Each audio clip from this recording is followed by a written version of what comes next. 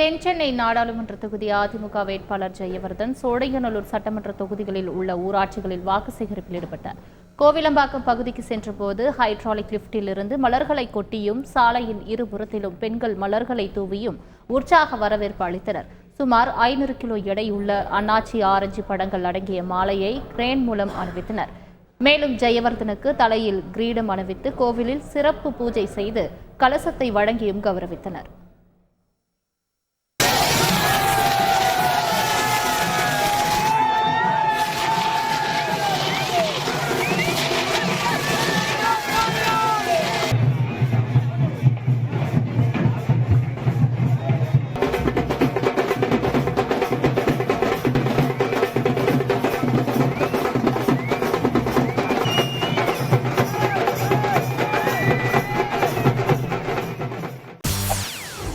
செய்திகளை உடனுக்குடன் தெரிந்து கொள்ள உடனே சப்ஸ்கிரைப் பண்ணுங்க.